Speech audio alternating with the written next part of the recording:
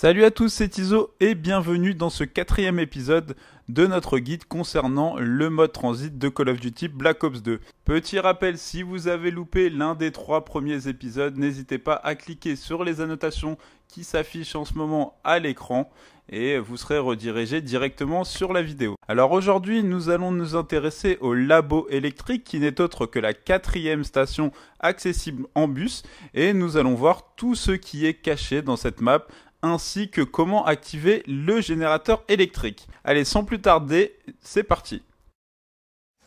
Et voilà, de retour. Alors, premier conseil que je peux vous donner, n'essayez pas de vous amuser à sauter avant l'arrêt complet du bus, puisque si vous sortez un petit peu trop tôt, le bus va complètement vous bloquer le passage, et du coup vous serez obligé d'attendre que le bus reparte pour pouvoir passer.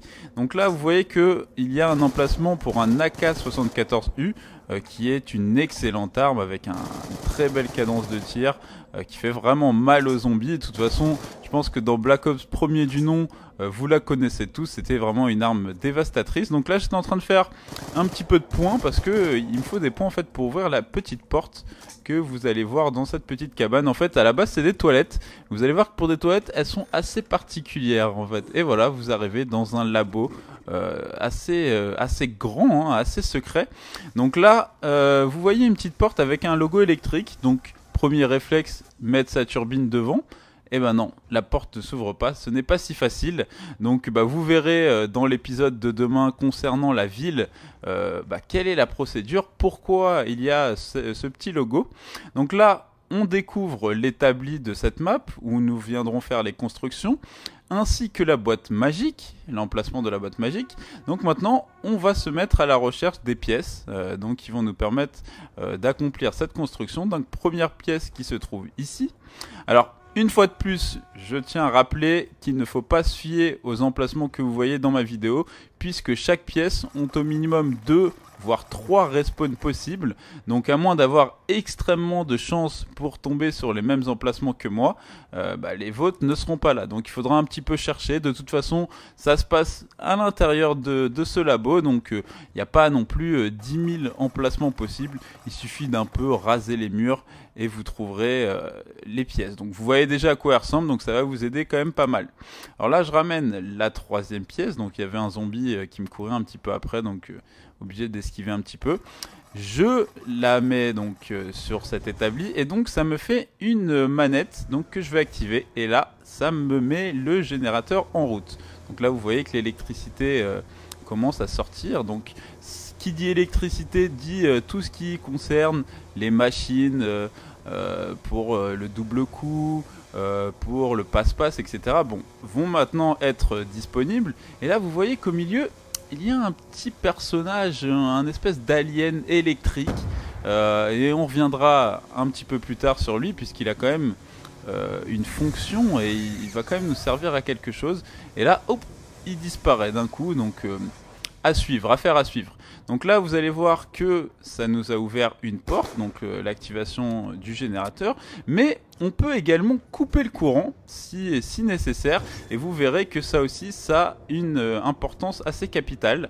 Et si vous coupez le courant, forcément, la trappe va s'abaisser, et je vais vous montrer qu'il est quand même possible de passer, même en ayant le courant baissé. De toute façon, vous voyez que ça met un petit temps avant que le courant soit totalement arrêté, donc vous avez quand même le temps de partir et la porte se referme derrière vous.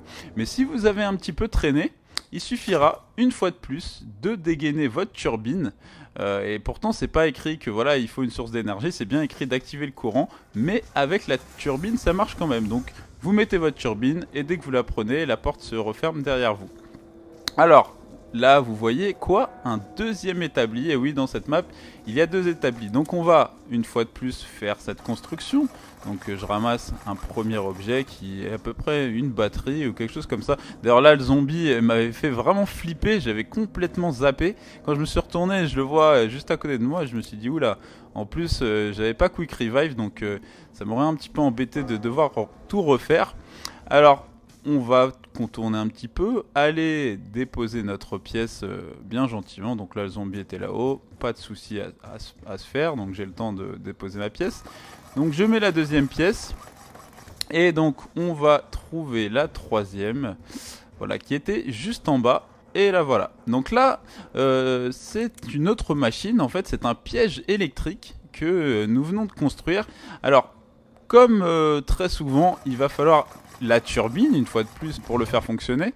Et vous allez voir un petit peu ce que ça peut donner. Donc vous mettez votre turbine, vous mettez le piège électrique juste à côté. Et les zombies, en fait, vont essayer de le détruire. Et électricité, du coup... ils vont mourir. Donc là, un petit peu plus de zombies qui vont s'approcher. Par contre, ce qui est toujours embêtant, c'est que la turbine n'est pas infinie. Et d'ailleurs, à certains moments, elle s'arrête de tourner. Donc là, vous voyez, il y avait des zombies qui étaient en train de descendre. Bon, il y en a un qui se fait tuer. Et là, ma turbine s'arrête de tourner. Alors...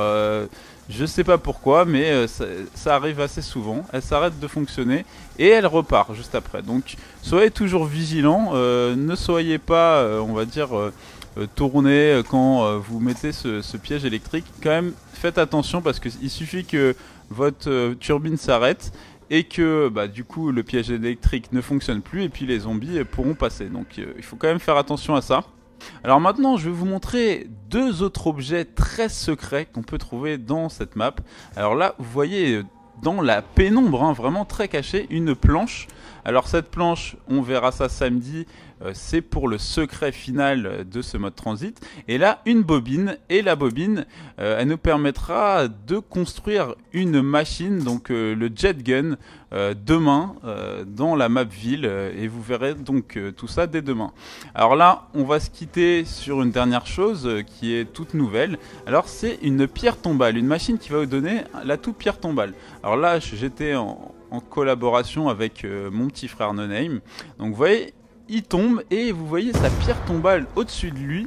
Donc là, je vais le réanimer. Mais en fait, si il venait à se suicider, puisque vous avez la possibilité de vous suicider, vous verrez donc après, parce que moi aussi, je vais faire la manipulation. Ou si vous mourrez en barreau d'honneur. Il vous suffira, si vos coéquipiers terminent la manche en cours, de venir récupérer votre pierre tombale à l'emplacement où vous êtes mort, donc pendant la manche précédente, et vous allez récupérer tous vos atouts et toutes vos armes. Donc c'est assez pratique si vous aviez pas mal d'atouts et surtout si vous aviez des armes que vous aviez punché avec le pack à punch ou alors un pistolet laser, une arme assez rare, et vaut mieux utiliser cet atout et qui vous permettra de la récupérer dès la manche suivante. Écoutez, voilà, c'est tout pour cette map labo électrique. Mais comme d'habitude, on va se quitter avec une très très belle astuce. Elle va vous permettre d'obtenir un atout permanent, une fois de plus, au même titre que Quick Revive et Daikiri Immortal que nous avons vu dans les épisodes précédents. Alors ce qu'il faut savoir, c'est que évidemment ça ne marche uniquement que pour le mode transit, que vous ne pourrez pas débloquer cet atout en local, seulement en partie personnalisée ou partie publique, et que en mode original ou facile, ça ne pose pas de problème. Alors vous voyez, je suis en train de réparer des planches, et là, la lumière verte, la même que dans les précédents secrets, donc ça veut dire que l'atout est débloqué. Alors quel est cet atout, vous allez me dire? Vous allez obtenir une amélioration des planches que vous réparez aux fenêtres. Ces planches deviendront métallisées. Alors vous allez voir un petit peu après, je vous ai fait la comparaison entre les planches normales et les planches métallisées au niveau de leur épaisseur. Et par la suite, vous verrez que les zombies ont beaucoup plus de mal à les défaire, et donc ça va vous permettre de rester beaucoup plus serein.